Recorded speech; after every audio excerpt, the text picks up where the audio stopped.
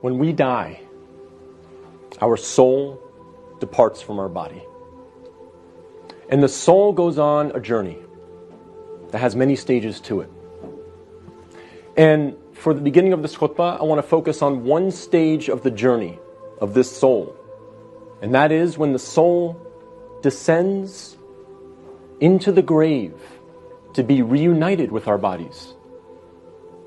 And when the soul is coming down, it witnesses the janazah, the funeral. And your body is laying there on the ground, wrapped up, getting ready to be buried. And you're descending and you're seeing this, and you're hearing it, you're experiencing it. And when the people then take your body and place it in the grave, your soul descends in there, into the grave, to be reunited with your body. And then your loved ones, your friends who were there at your janazah, they will start shoveling dirt, start picking up dirt with their hands and placing it in the grave, throwing it on top of you, and you will feel it fall on top of you. And they will do this until you are completely covered up. And you will be there in the grave, covered up, and you will have consciousness. You will be alive. Not physically, obviously, but your soul will experience this. And then after your family makes some du'as, and they say some nice, kind words about you, they'll walk away. They'll leave. And you will hear their footsteps, as the Prophet, peace and blessings be upon him, said, that you will hear their footsteps as they walk away. And you will be there alone, in the grave, by yourself.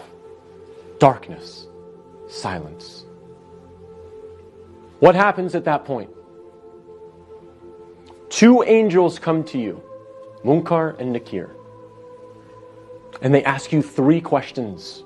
Perhaps the most important questions you will ever be asked, and the three most important questions you will ever answer. And those questions are, what is your deen? Translated as, what is your way of life or your religion? Who is your prophet?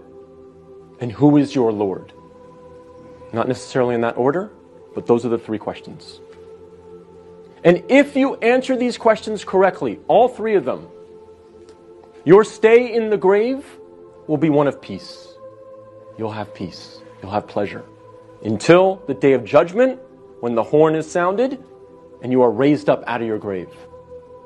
So during that time, if you answer these questions correctly, you will have peace. But if you don't answer these questions correctly, all three of them, your stay in the grave will be full of pain. So we must answer these questions correctly. But here's the problem. A lot of us say to ourselves at this point, I'm good because I'm a Muslim. And I know the answers to these questions. And I'll answer them correctly. This is a problem. This is called being overconfident. Because, as many of the scholars say, the answer is not given with your tongue. The answer is not given with your brain. The answer is given with your heart. What is in your heart will come out at that moment.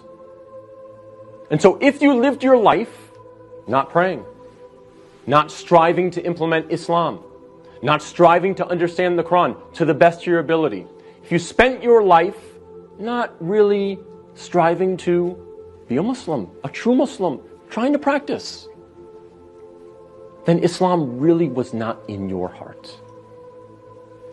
So we have to make sure that we're striving, again, to the best of our ability. I'm not asking for perfection.